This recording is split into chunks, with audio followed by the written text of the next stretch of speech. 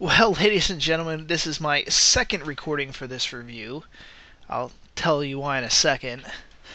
But of course, this week I checked out Total Recall. Now, I'm a big fan of the first one, as I am a big Arnold Schwarzenegger fan and, well, big 80s. And this film was based, the original Total Recall was filmed in like 89. It's still in that era, really. Action film. So, I had to see this. I had to see how they were going to do. But you know what? I'm also not one of those guys that just, we're remaking the Arnold movie. I'm also, a fan of Philip K. Dick. I enjoyed Do Androids Dream of Electric Sheep and still think that that story is actually better than the one told in Blade Runner, even though I like Blade Runner, especially the director's cut. So, I actually had some positive thing. I like the 1990 movie, yes, but it didn't follow that much of the original short story, which was a short story, by the way. And ironically, I can't recall if I've read it, the whole story, or not. If I did, it was years and years ago, and I only remember a little bit of like the details. But I really can't recall if I've name drop if I've read the story. I know like the overall plot, which is making me think I did. But I know enough that, or recall enough, that the original didn't really follow the story. So I'm thinking, if they go with Total Recall, they have a few throwback things to the original movie, and then you bring in more stuff from the Philip K. Dick original. Hey, that's a legitimate movie. And as I put I believe I put up a video about when is a remake not a remake, and Total Recall here I could say beforehand would say, it might have fell under that. How did the actual movie turn out? It was more of a remake of the Paul Verhoeven film. I mean, it's certainly not a direct remake. It takes the entire genre and it takes the entire movie in a very different direction.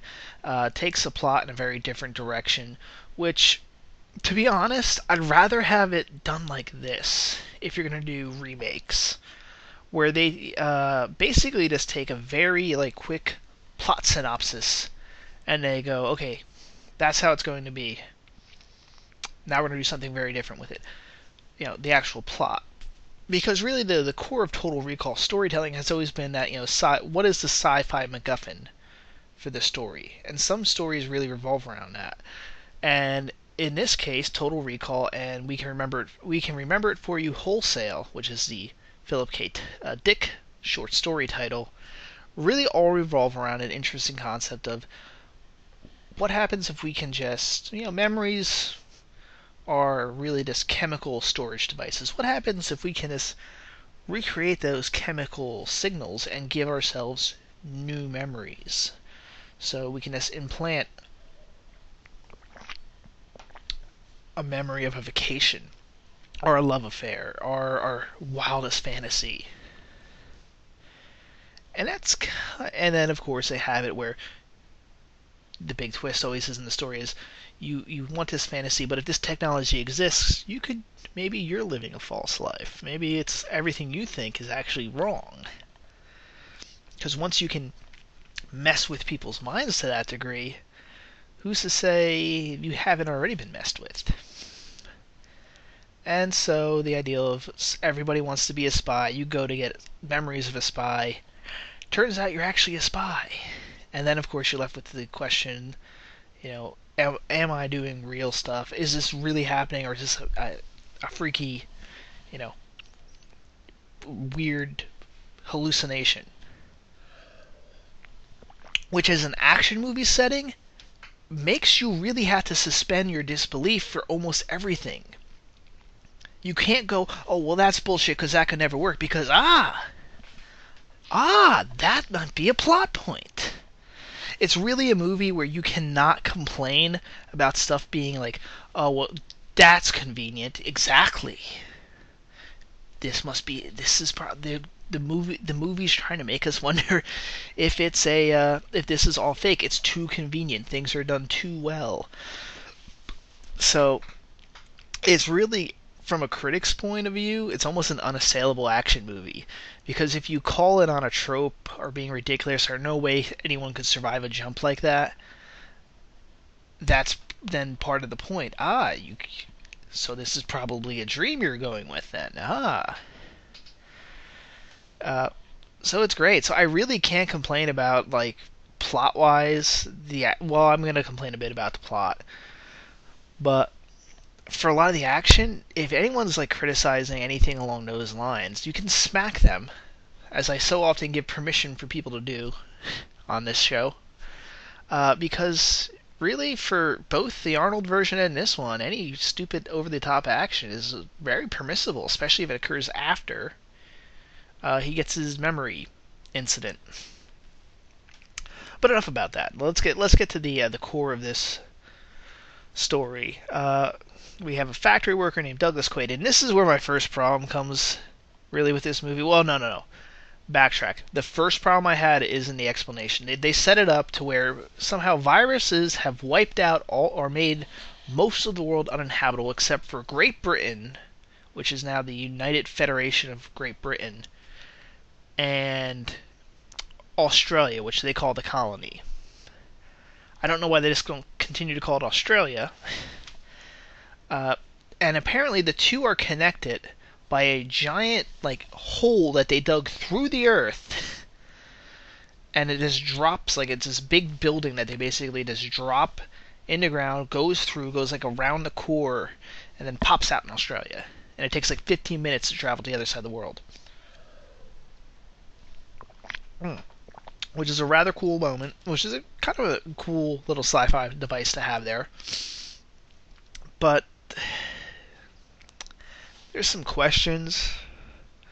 So apparently people from the colony go onto this device, or go onto this elevator and pop back up in England and work there. And like basically it's implied the colony are where the workers go, and it's kind of I guess really they need to explain this a little bit more in that. And here's my problem with this setup. I just mentioned where the two places take place. Australia and England. I did not hear a single Australian accent or British accent in this entire movie, other than Laurie after she like goes back into like spy mode. She has like the only British accent. You know what accents you hear? Even though the cast is made up primarily of Europeans, really, or a good portion of them are Europeans. No, what you hear are Chinese accents and American accents. Somebody didn't bother changing the plot location from what this really. I don't know why they didn't have this set up to where New York was the surviving United Federation and the colony was like southern China or something like that, or Southeast Asia. I don't get why it was these two, and I suppose if they gave us more detail, where they said, most of the Americans flooded into into England, causing it to reform into the United Federation of Great Britain, and many of the survivors from Asia fled to Australia, and it then became the colony. Like, that's what they need to tell us, so I would not get distracted by the fact that this is in England and everyone has American accents. I could have went, okay, well, basically Americans had consumed the British culture and everything and it made it their own. Okay, that's fine. But anyway, the next problem I have with the film came then when they show what his job was. Now, I believe in the story he was an accountant, which made perfect sense. It's probably one of the more, not even blue collar, you're a white collar, but you're just pumping numbers, and it's not a bad job. But it's also not, if you're a low level accountant, it's not like you're making tons and tons of money. So I kind of like that. It's also probably the furthest thing you can think of from being a spy. Like even a factory worker, which he is in this film, you're working with your hands a lot. You got that blue collar, working man type deal.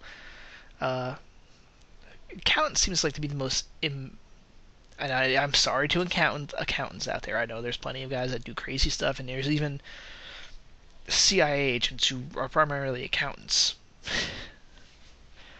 But his job in this factory, and because robots are a big part of this plot, is he works in a factory that constructs robotic police officers. And his job in the factory is a basic welding job, where a chest plate comes down, he does 3 welds, he slaps on a piece, does 3 welds, moves along. Why the fuck does he have this job? They're building robots with regular, basic human construction methods. The job he's doing right now doesn't exist unless you have a really outdated factory.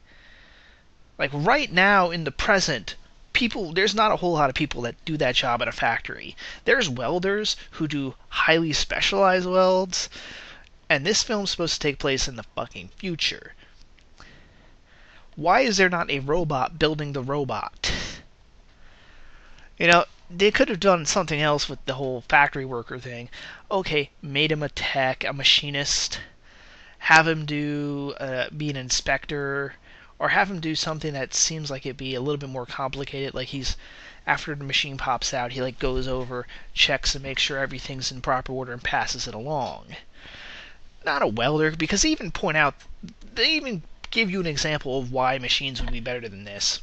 Is that he's got to train this new guy, and then it's the new guy that basically gives him the encouragement to go to recall. But I can't get the fact that they're building robots like this, and here's where we get into spoiler territory, ladies and gentlemen. So if you don't want to go any further, I was gonna say I'll give you my impression, but you know what? Screw it. It's a spoiler-filled review.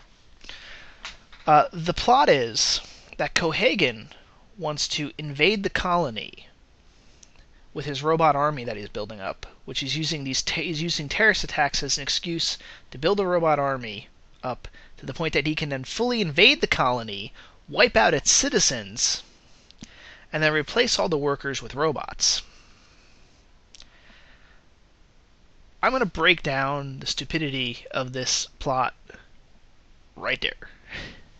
Right now. While we're going over why they're building these robots. Why don't they just use the robots to build other robots? Even the robots they have are fairly... These are like humanoid, they have hands, they can fight in combat. So why can't he use the robots to build other robots? That's the first question.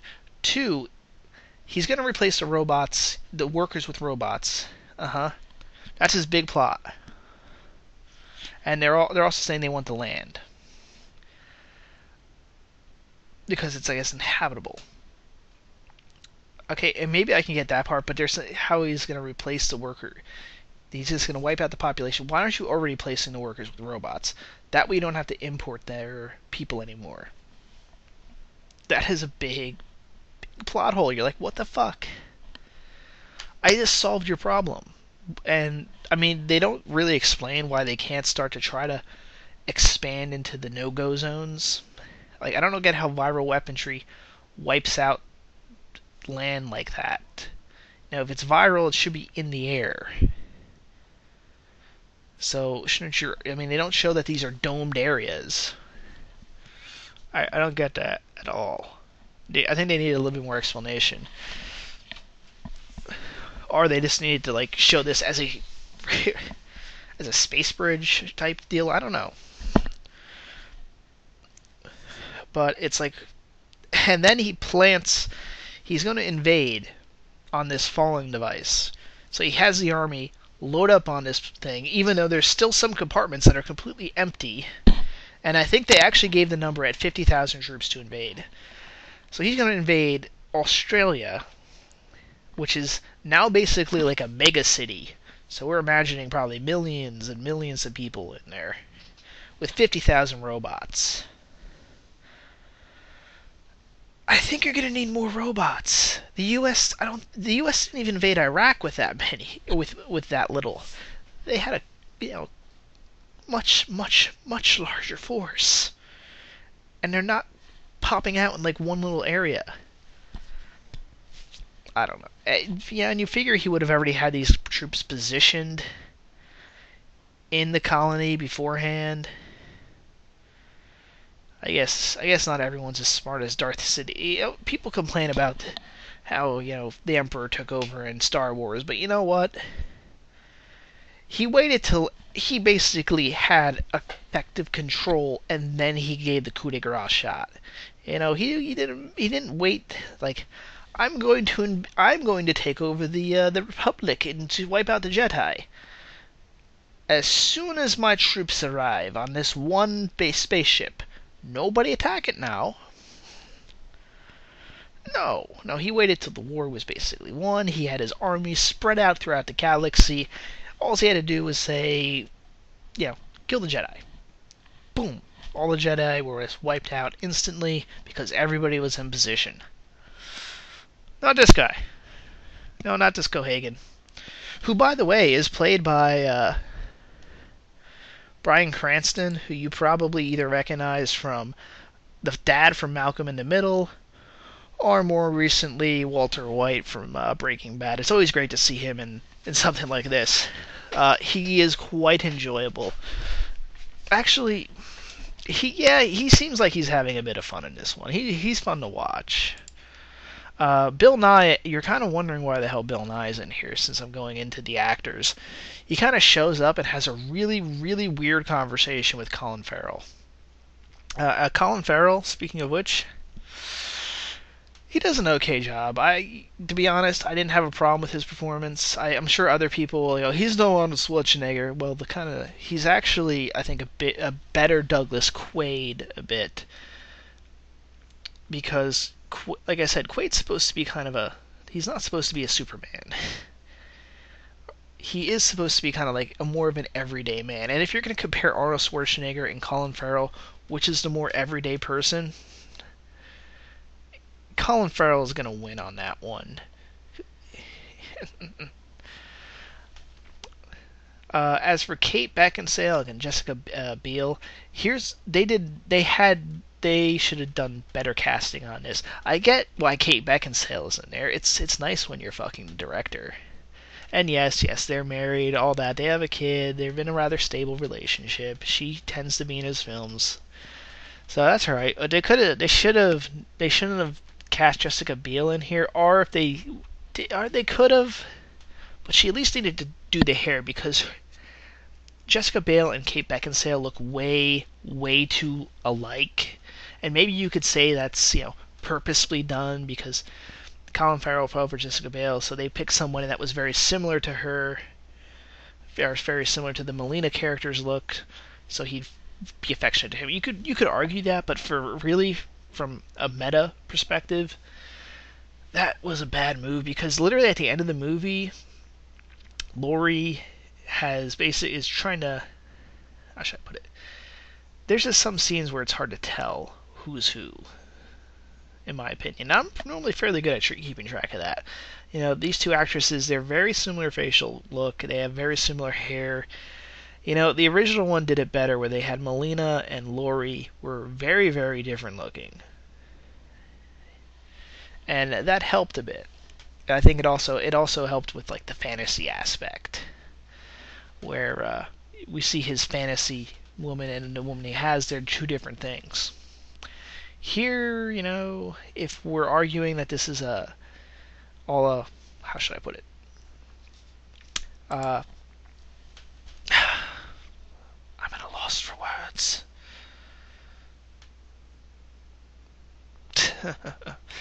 A fantasy or hallucination, it's much better to then have that comparison. It's harder. It doesn't work as well. Let's put it simply. Since I was just going through all the actors and actresses, might as well mention Bookham Woodman, who's in this as the co-worker / another spy, maybe. He basically now has the role of the famous scene from the movie is, this is really a dream, man. And they do it differently than they did it in the original 90 version. In that the little hints that he leaves that he might not be telling the truth is he gets some facts wrong. He says he called Lori from at work to have her come when he knows he left Lori sitting in that she was home, that she had went to sleep already. She got home early, was tired, went to sleep. Which to me, and I'm a guy that is with both of these versions have kind of said that I think it's real. Just because it would be kind of disappointing if it just turned out to be a dream. So, if you disagree with me, too bad. I'm right. Speaking of that, though, they do that scene, so that's what they kind of use to maybe hint that he is actually just not actually there. He's making up stuff. But of course, when Quaid decides to make his choice, it's more that he sees Melina crying that makes him decide he's going to stay. That makes him pick not to shoot her. Which I don't think was as much as him with the. I kind of like the Arnold Schwarzenegger one a little bit better, with the sweat going. You're sweating, you're lying. Though you could argue that's part of his hallucination, is just adding the sweat. There is, and you know what? I was about to say the ending. Actually, I'll go to, speaking of throwbacks to the first one, they do have with the face disguise, they have basically like the old lady from the first one in front of him going, how long are you going to stay here? 2 weeks. They have very similar, she looks very similar, has a very similar sounding voice. And if they didn't have this scene in the trailer where they showed all the voices or showed all the faces, this is one of the ones that this is one of those scenes that the trailer ruined. Because if I didn't see the trailer, if that scene wasn't in the trailer, and I saw this character, I'd be like, oh, the fat lady, that's who he is.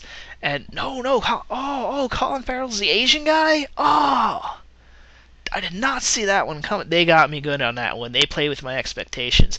Good remake. But no, because they had it in the trailer, I knew it was the Asian guy. So, shame, marketing department, shame. Directors really need to have some sort of editorial no stamp when it comes to trailers. Like, no, you have to take that scene out. Can't have it. It'll ruin the scene. Where else are we on this? Oh, well, I guess we'll talk about the very ending. Since we were talking about is this real, is this not real debate, I think this movie ends a little bit more strongly on the this was actually real side of things. But I like at the very end of the Arnold Schwarzenegger movie, he actually goes, I was just thinking, what it is. That's not my Arnold voice.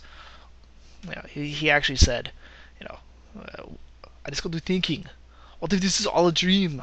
And they go, and then Melina goes, well, if it's a dream, kiss me. And they kiss, and then you see this big white light come, which you could argue then is him getting a lobotomy, or it's just a movie effect fading out. But they at least articulated, hey, maybe this was all a dream.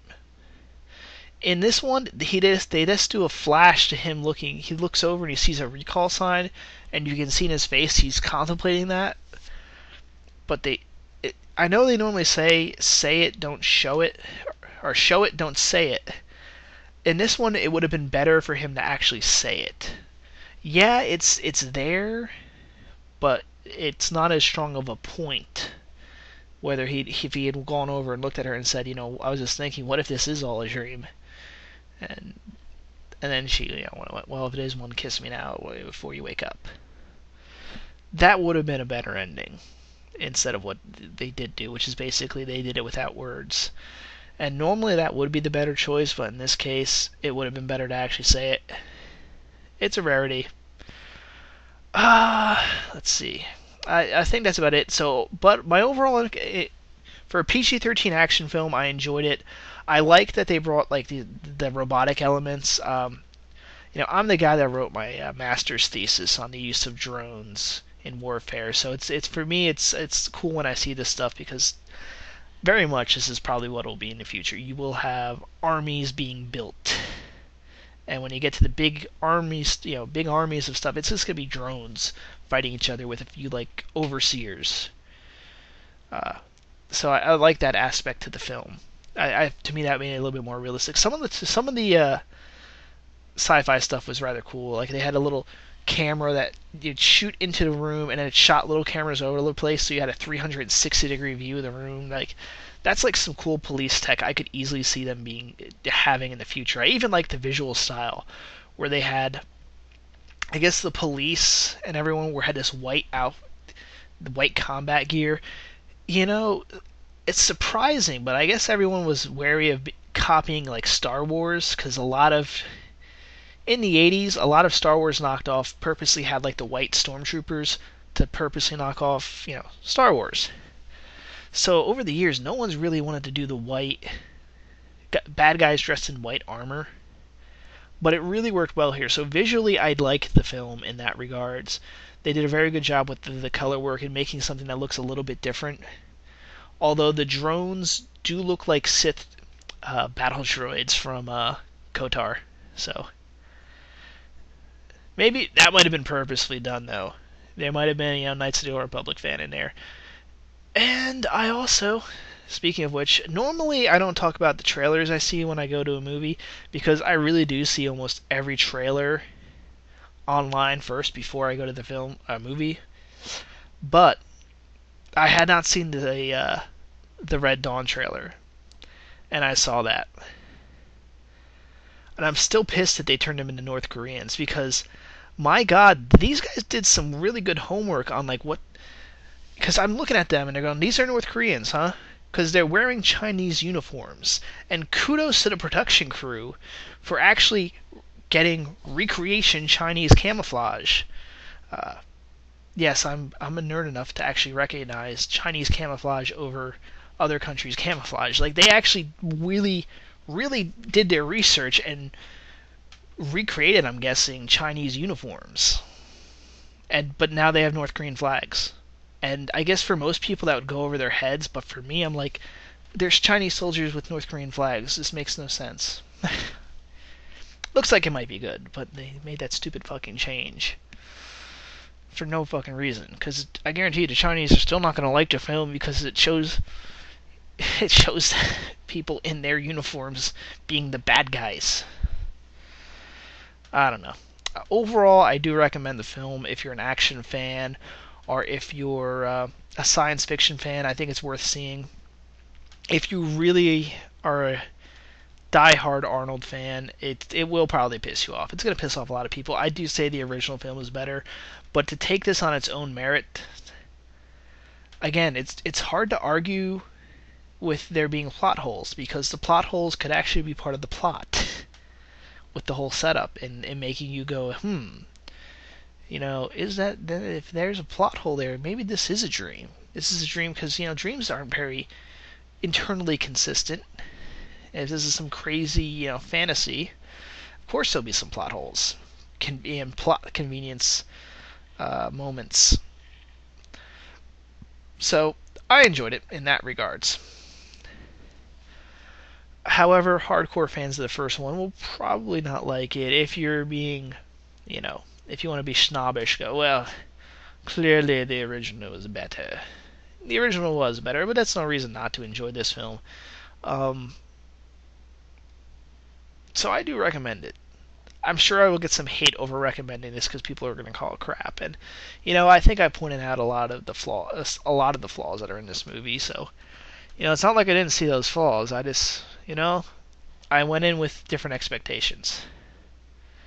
Oh, and by the way, in case you were wondering why I had to do this again, I accidentally referred to this movie being R, and I went off on like a 2-minute tangent about how the movie, if you're an R movie, this was really, really PG-13, and that's because I misread the page, it is a PG-13. It is a PG-13 that has breasts in it, ladies and gentlemen. So, yes, they have the scene where they have the 3 breasts, if you're wondering. For some reason, that is the most memorable thing from the first movie. I've gone on for a half hour, and I did not want to do this anymore for these type of films. So, you know what? I'll put up a shorter review just for those people. So this is the discussion now. And now I got to make another quick 5-minute review for people that don't want to have the long version. So sayonara. Hasta luego.